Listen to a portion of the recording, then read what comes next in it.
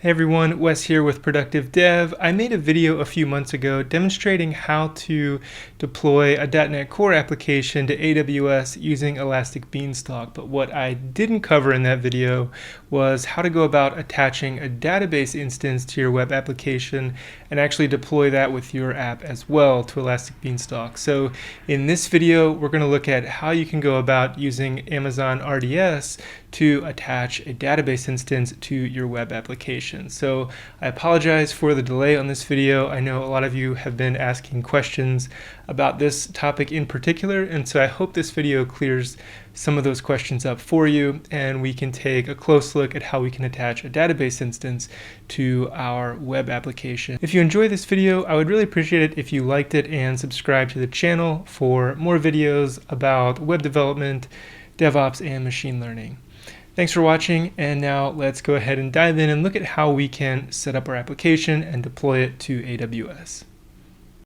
So before we get started, you want to make sure that you have the .NET Core SDK installed, and so for this video I'll be using the 3.1 SDK, and it is cross-platform, so just make sure that you download the correct version for your operating system. Installing Docker isn't necessary, but I will be using Docker to make local development against a local Postgres database a bit easier. And so we can look at how we can configure our application to run against Postgres locally or an RDS database in the cloud when we deploy it to our staging environment.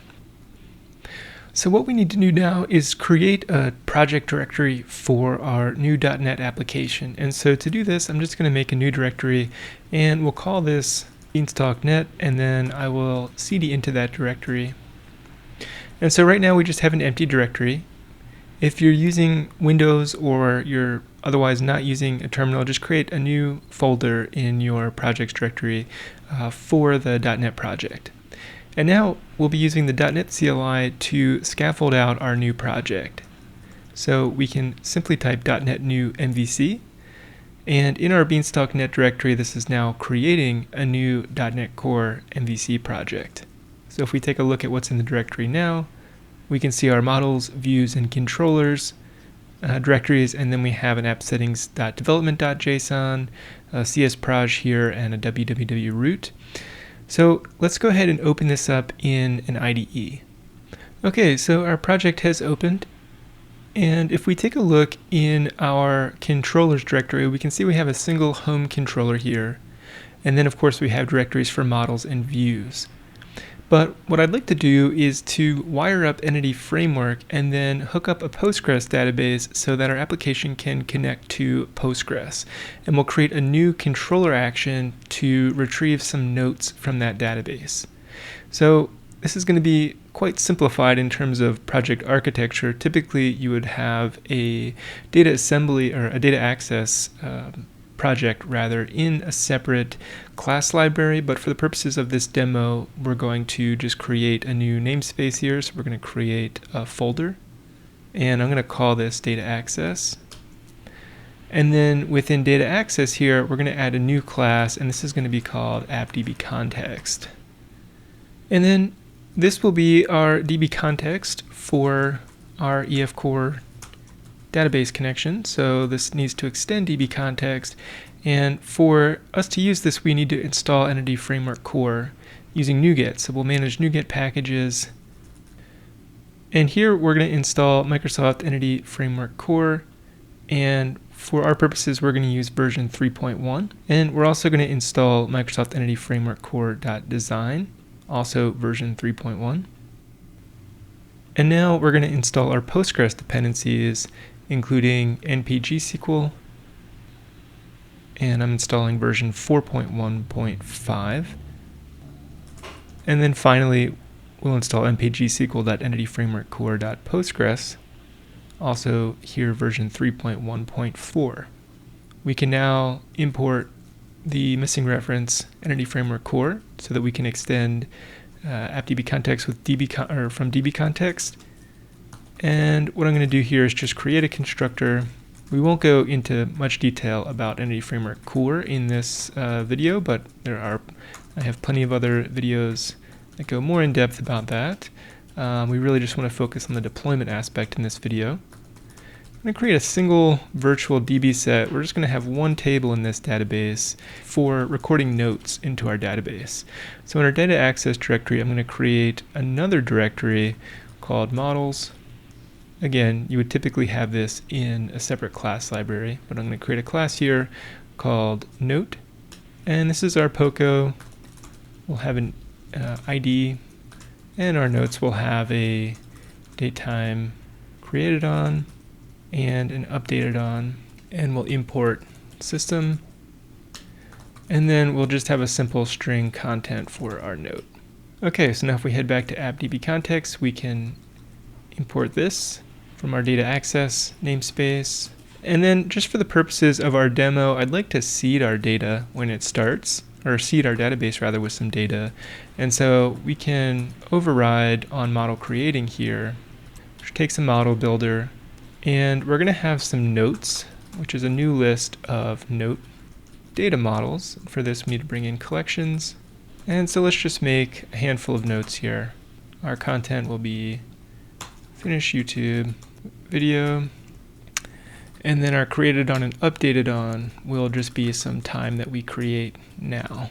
And so for that, we'll come up here and I'll say var now is equal to datetime.utc now. And let's create two more notes to put some additional data in our table. So we'll bump the IDs here, go to the gym, go to the grocery market. Okay. So now we have 3 notes which will actually get created when we start the database. They'll get seeded, and we can do that like this. We can use this model builder that we have as part of this override, and we can say model builder entity of type note has data notes. Okay, and we can get rid of these extra parens. So with that complete, let's head into our startup.cs, and we're going to take a look at our configure services method. So right now it's very minimal. We just have add controllers with views. But here we're going to wire up our DB context. So we can say services.AddDbContext of type appDbContext, which was the class that we just created. And here we can pass it callback ops.use npgsql configuration.get connection string, and now we're going to have a connection string to our database that will be called notes_db. And so what we need to do here is to actually create that connection string in our app settings. And so we'll go to appSettings.Production.json to begin with here, and I'm simply going to come down after logging and have a section called connection strings, and then this is where that notesdb key will live. And we need this to be a Postgres connection string, and for our case that's going to look like this. Host is equal to localhost. Port will be port 5432, username notesdev, password notesdev, and database notesdev. Okay, so in order to, connect to our database locally, we'll need to have a database running that we can connect to at this connection string. So in order to make that a little bit easier, you could run, first of all, you could run Postgres just on your machine. If you're on Mac OS, you could install it using brew. If you're on Windows, you could just use the standard installer. In our case, we're going to actually fire it up in a Docker container because that makes things really easy for development, and we can spin it up and take it down very quickly. And here, just in any editor, we can create a Docker Compose file. And we're going to keep things pretty simple here. We're going to use Postgres 13 running on Alpine, and we'll specify some environment variables here. We'll simply map port 5432 from the container to our host, and we'll have a Docker volume here named volume Postgres notes data, which will map to data/data/db in the container, and then we'll restart on failure. And then we can declare our volumes, which in this case is just our Postgres notes data volume. Okay, so with that complete, by the way, I'll put a gist for the Docker Compose in the description of the video, but we should be able to run Docker Compose up. And so Postgres should be starting here. My terminal font is just extra large for the recording, but the logs will look better if we were to zoom out a bit, and you can see that Postgres is just running and waiting for a connection. So I'm going to open up a new terminal window here, and in fact I'm going to stop this and run this in tmux. This way we can do it in 2 panes. So we'll spin the Postgres container back up, but then here we'll also run the command .NET run. So we haven't actually applied the migrations to our database yet, although our application does have the ability to connect to it. So before we get much further along, let's just kind of smoke test and make sure that we can hit our MVC app at localhost port 5000. So here we are at port 5000. It's a simple MVC app that's been scaffolded out for us, and really we're not doing anything except being able to hit a few different routes here, our home route and our privacy route. So let's go ahead and create a new route where we can pull those notes that we would like to seed into our database into a Razor view. So I'm going to close this, and we'll come back and we'll stop our app server. And now we'll come back to our code, and then in the controllers directory, I'm going to go ahead and create a new class, and we're going to call it Notes Controller. And if we take a look at our home controller, we can see that the controllers that we need to build really just extend controller. So I'm going to remove some unused directives here. So in our notes controller, it's going to look very similar. We're going to extend controller. And then you can also see the structure in our home controller. We have dependency injection setting up our logger, and then we have a few different action results to resolve views. So I'm going to copy that for the time being. We come back into here. We'll bring in iLogger, and we'll update our constructor here to be a nodes controller, and the logger to be of type nodes controller in both cases. And in fact, we'll change our iActionResult to be a public async task. And then we'll return a view. Now for the view to actually work here, we need to head into the views directory, and then I'm going to create a subdirectory called notes. And then just as the home here has an index.cshtml, we're going to add our own view here, and we're going to call this index.cshtml as well. Okay, so the model that we're going to use here will be a view model. And so for this, what we'll do is we'll take a look in the models directory, and we're going to add a new class here, and we're going to call it notes view model. Now, maybe we'll also have a public class note view model, which will look a lot like, in fact, precisely like the data model that we have in our data access layer. So what I'm going to do is just actually copy the various auto properties on that, and then we'll paste it here. I do like keeping those view models separate from the entity models. And then our notes view model will simply have a list of note view model, and we'll call this notes. Okay, so now we can use our view model, and the way that we're going to do this is we'll head back into the index.cshtml for our notes view, and this is going to be a notes view model. And I'm going to simplify all of this. We have a layout here, and so we don't need to redefine the layout.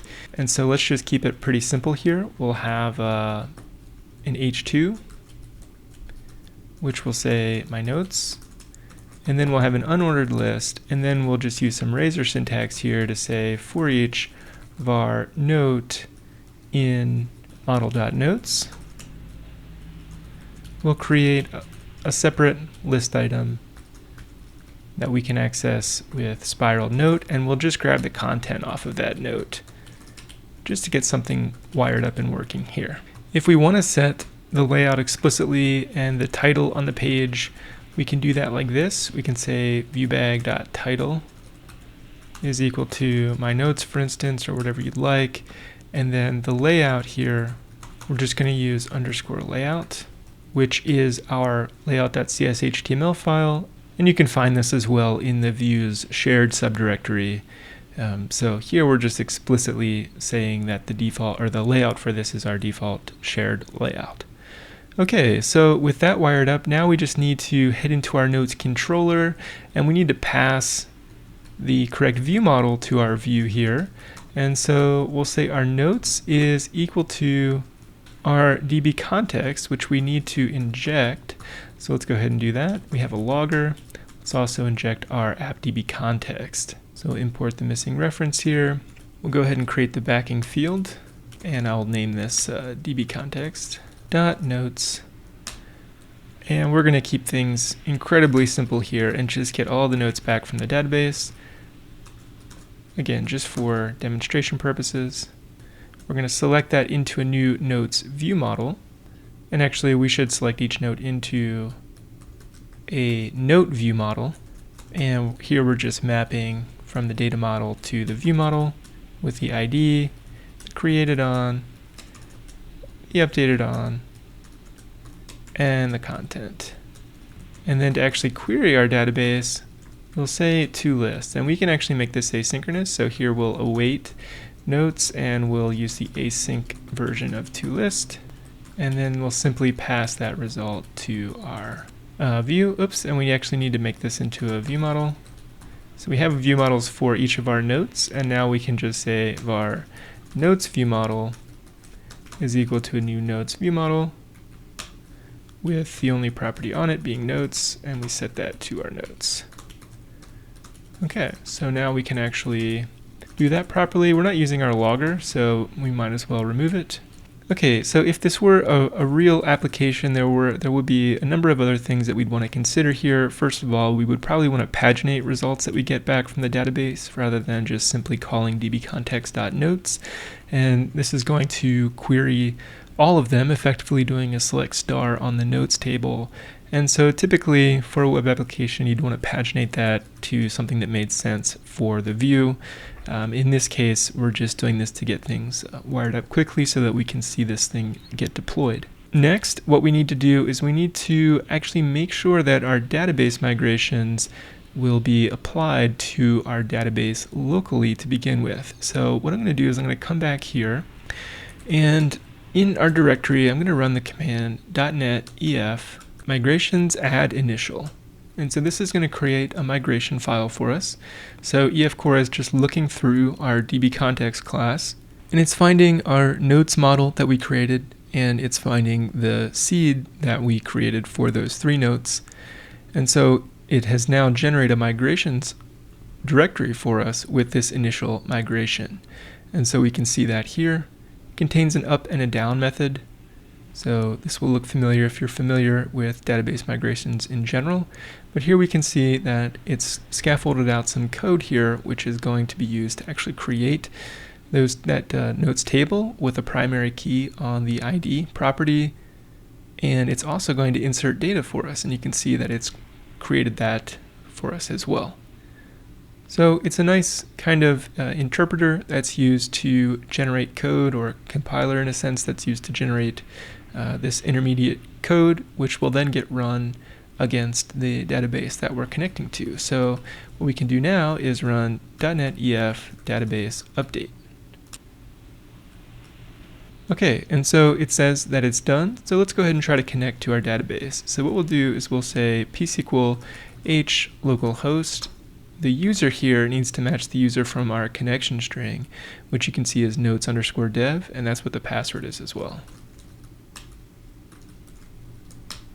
So now we're connected, and we can run dt to see the tables that are created, and we can see that we have a notes table. So let's go ahead and select star from notes. And we can see our 3 notes in our Postgres database here running locally in our Docker container. If we stop Docker and then we try to connect again, we notice that we can't actually connect to our database. But since the data itself is stored in a named volume, though the container stops, the data is persisted. And so without needing to run the seed again, we can just connect back to that database and run our query again, and things are looking good. Okay, so that's a quick example of how to get our database set up locally in the .NET Core project. But now let's go ahead and try to deploy this app to Amazon or AWS. And what we'll do is we'll use Amazon Elastic Beanstalk for this. Now, Beanstalk is something that you would want to consider using for, I would say, relatively simple app deployments. It doesn't give you the sort of fine-grained control over the app deployment process that you might want for more complex setups, but it is a really great way to deploy something incredibly quickly. And in fact, it's still built for production. It's just in general built for, I would say, more simple projects. And to that end, it provides a lot of abstraction over some of the details that you may not want to worry about, again, for simpler projects. So let's go ahead and head over to the AWS console. So once you've signed into the AWS Management Console, head over to Elastic Beanstalk, and you'll see that I had an app here previously. And what we're going to do here is we're going to create a new environment. And so here we'll select Web Server Environment. We'll give ourselves an application name here, NET Core Demo, and you can even look for a custom domain prefix here. And if it's available, it will let you know. For the platform, we're going to deploy on .NET Core on Linux. And at the time of this recording, we just have this single platform branch option available, and the platform version is 2.0.4. And in fact, we're going to leave the sample application code selected for the time being, and we'll just select Create Environment. Now, this is going to actually automatically provision everything that Beanstalk needs to manage the deployment that we will be creating. And so in the background, it's provisioning EC2 instance and some of the other things that are needed to basically deploy our application. And so this will just take a few minutes. While that's happening, let's head back to our code. So note that we have an appSettings.Development.json, which is great for local development. This is how we're connecting to our database. The app itself doesn't know anything about Docker, but on our laptops here, or our local development environments, we're running Postgres in a container, and it's just mapped to our local port 5432 from the Postgres instance in the container. And so what we'd like to do instead is be able to connect alternatively to, say, a staging environment or a production-like environment in the cloud. And for this, we don't want to use our development settings, but we'll create another settings here. And so rather than appSettings.Development.json, I'm going to call this one appSettings.Production.json. Or you could call it staging or whatever you like here. And so we'll no longer be running on localhost, and maybe our username will be just like proddb or something. Password should be much more secure than this, but for now we'll just have a simple password be the same. And here we'll be running a database on nodes_prod. I would encourage you to, well, for one thing, don't check this appSettings.Production.json into version control, and also create a more secure username and password for the application agent that'll be connecting to the Postgres database in the cloud. So if you want to see how to for sure not check that into version control, we can create a gitignore file, and we'll exclude bin, the obj directory for the artifacts that are created there, and then we also will ignore appSettings.Production.json here. And so now if we were to git init and git status here, you'll see that our appSettings.Development.json will be committed, but our appSettings.Production.json will not be committed. In fact, we should also add one for the IDE, the IDE metadata. Okay, so that's looking a bit better. Okay, so while that's been happening, our environment should be about ready. We can always keep an eye on it over here. And when it is ready, you'll see a health badge here saying that it's okay. And so in fact, we do see that it's okay for the app that we just created. And if we head to the URL now, with that sample application, this is just what AWS provides as a sample app for our deployment. But of course, what we would like to do is to deploy our code to our Beanstalk environment. And so let's look at how we can do that now. We know for sure that we would like to connect a database, and this actually takes a bit of time to provision. So while we prepare to package our code, we should start setting up our database in the background. And so to do this, we'll head over to configuration, all the way down to database here, which is currently at the bottom. And it's going to fetch some RDS configuration options. RDS is one of the several AWS services that allows you to host a database in the cloud.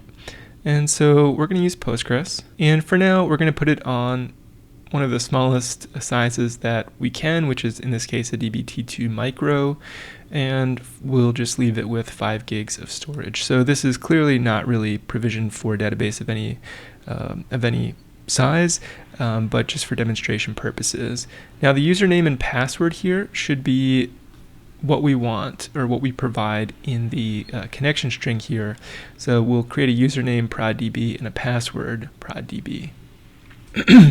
Again, you would want to be much more secure than this. And for now, we'll leave it at low availability, which just means that our database will exist in one availability zone as opposed to multiple. Again, for a true production environment where high availability would be a requirement, then you would want to have your database hosted across availability zones with multi-AZ there. So we're going to go ahead and create this. Oops, and we need a more secure password, which I suppose is a good thing.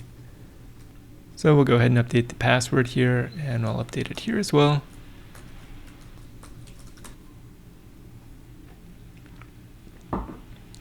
So this is going to now, or I should say Elastic Beanstalk is now going to provision that Postgres database for us and set everything up with that initial user. We click on View Events. You can kind of keep an eye on it here. Notice that it's creating a security group for it, which is going to allow the RDS instance that we create to communicate with the app server that's running as part of Elastic Beanstalk. And so it's going to wire those things up for us automatically, and this is just going to take some time. So while that's going on, let's go ahead and package our .NET application, and then we can actually upload it to our environment.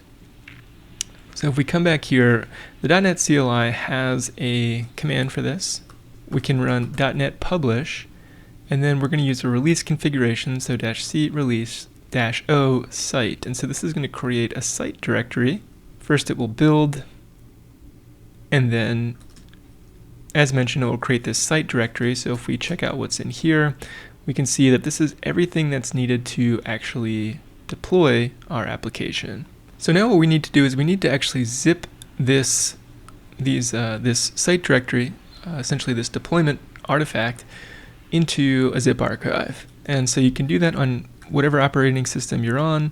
In my case, I can run the command zip-r and then up a directory, and I'm going to create a deploy bundle.zip, and then I'm just going to zip everything in this current directory up. Okay, so if we go up a directory, I now have a deploy bundle zip file. And so this is the file that Elastic Beanstalk will accept, and it can actually just read through the file, determine what it needs to do to deploy the application to our app server. So let's go ahead and do that. This is actually still going to be creating the RDS instance, likely. This should take anywhere between 5 and 10 minutes, I would say. So we'll come back to environments. And here, we're just going to need to wait until the RDS instance is created, at which point we'll be able to upload and deploy. Once this is complete, you'll notice that the health status of the environment goes back to being okay, hopefully. And you'll see from the recent events here that the environment update completed successfully. And in fact, if we show all of them here, we should see also that it created an RDS database with this name. And so if we head for one over into our configuration again, and then we scroll down to where the database is, we can see that we have some additional information here. For instance, we have our endpoint. So if we click on this link, we actually get taken over to the RDS console, where we'll see this and any other RDS instances that we have running here in this AZ. And so we've got this single identifier for the database that was just provisioned automatically for us by Elastic Beanstalk. So we can see the VPC security groups here as well. And here we see in the inbound rules, we have the availability to connect to Postgres. We have a source here of SG0CA, etc. If we take a look at this string and then we head actually back over into Elastic Beanstalk, and then we go to configuration, head down to instances here, and then select edit, we'll see our EC2 security groups, and these will contain the same string that we have here for this security group. So if we just Control F and paste that here, we can see our security group here for NET Core Demo env. Okay, so this will allow the EC2 instance that is being managed by Elastic Beanstalk here, that's hosting our web app, to connect to the database that we have just provisioned. So now with that, what we can actually do is we'll head back into our environment, and we'll go ahead and upload and deploy that zipped archive. In my case, it's called deploybundle.zip. And then we can give it a version label here, and then we'll just select deploy. So this is going to actually upload that zip file. You can also upload from an S3 bucket directly. And so this will happen much more quickly here. It's just going to deploy our app.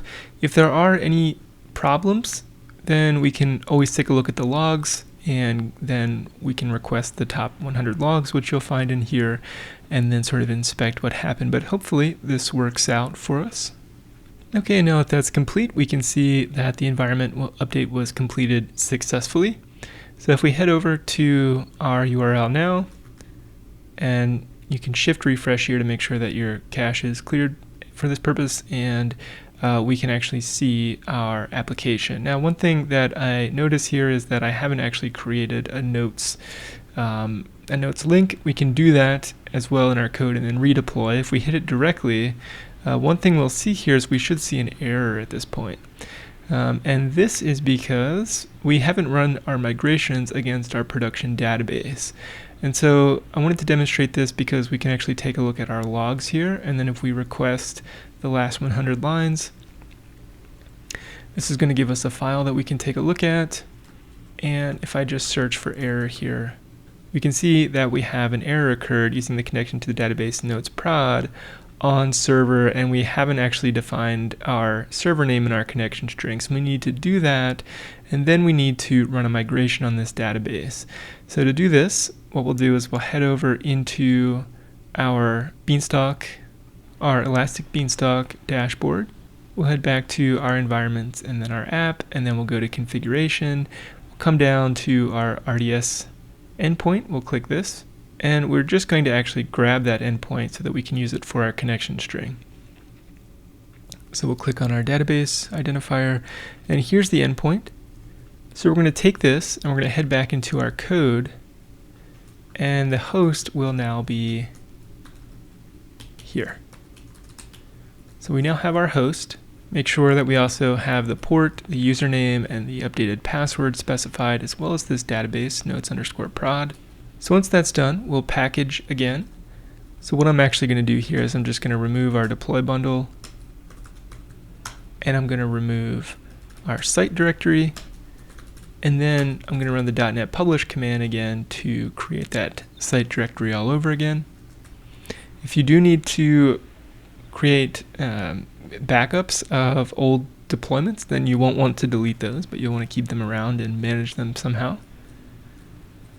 But our site directory is back, so now I'm going to go into the site directory and I'm going to run the zip command to recursively zip everything into our bundle again, and then we're going to upload this once again. So we'll come here, and now we'll upload. You'll notice that the version label gets incremented automatically here for us, which is kind of nice. And so this will upload and then just take another 1 or 2 minutes to deploy it once again. While that's deploying, I should note that we could have also changed our shared views. If we come into shared and then layout here, we can add a list item for our nodes controller. So feel free to add this as well. This is the index action on the nodes controller.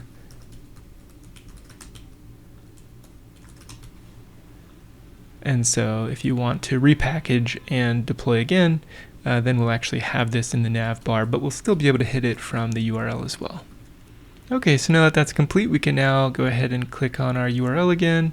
And if we head to notes, we're going to get an error this time, but it should be different. So we head to notes, we get an error. Now we can go check out the logs. We can once again request the last 100 lines. And then note the order here. The most recent log is actually at the bottom. And now we get a different error. We say an error occurred using the connection to database nodes.prod on server, and it's trying to connect to the correct server this time. So here it looks like we're actually getting a password error. Password authentication failed for ProdDB. So this could be an error in the connection string again. It could be that I mistyped it when we created the default user.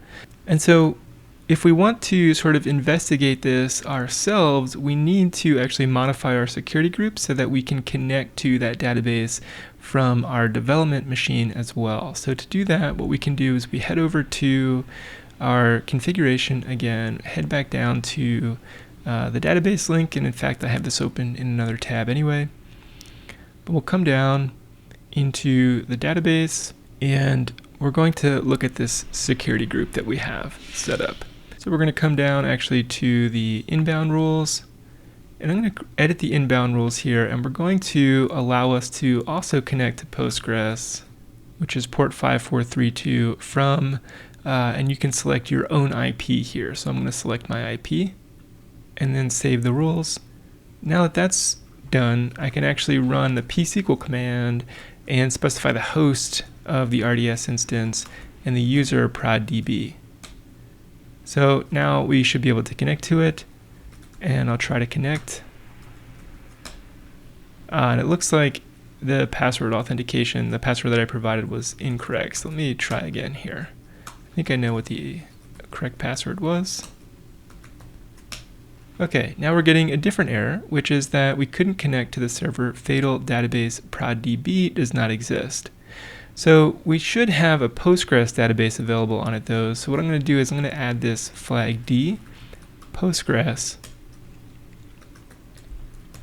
Make sure I type in the correct password this time. And now we're connected to the Postgres database. So one thing we can do here is we can list the users. So we can see that, or list the databases rather, and so with \L I can see we have a Postgres database, but we don't have the database that we need to connect to. And so let's go ahead and run our database migrations. So here what we need to do is I'm going to export ASP.NET Core environment to production. And now I'm going to run the command .NET EF database update. This is going to run our migrations against the production database, which we should now be able to connect to from our development environment after updating the security group. Okay, and now we see that password authentication failed, so I'm going to go ahead and update the password, and it was just a typo. So there we go. Let's try again. And so this time it actually succeeded. So now if I list the databases again with \L, we can see we actually get nodes.prod. So let's change to nodes.prod database. And now we're going to list the tables that we have here with \DT. And we can see, in fact, we have our notes table. In fact, if we select star from notes, we have our 3 notes in our cloud RDS instance. Okay, so with this, I think we're ready to actually redeploy. So we need to redeploy because we've updated the password. So we're going to come back, and then we'll head back into our environments, go to our environment where our application is deployed. we're going to need to create a new deployment artifact. So I'm going to disconnect from our database, go up a directory, I'm going to remove the site directory, I'm going to remove the deploy bundle, and now I'm going to run .NET publish crelease output site once again. I'm going to go into the site directory and then rerun the zip to recursively zip everything in this directory, come back, and for the third time, upload the next deployment. So we'll upload our deploy bundle, and we'll deploy once again. Okay, so that happened rather quickly. We can click on our link once again, and now we can see we actually have our notes. And if we click here, we can now see that we're actually retrieving those notes from our database and showing them in the Razor view. So this was just a quick demonstration of how you can get a Postgres instance wired up to your ASP.NET Core MVC application and deploy everything using Elastic Beanstalk. So if you enjoyed this video, I'd really appreciate it if you liked and subscribed to the channel, and be sure to leave comments or questions below. Thanks for watching.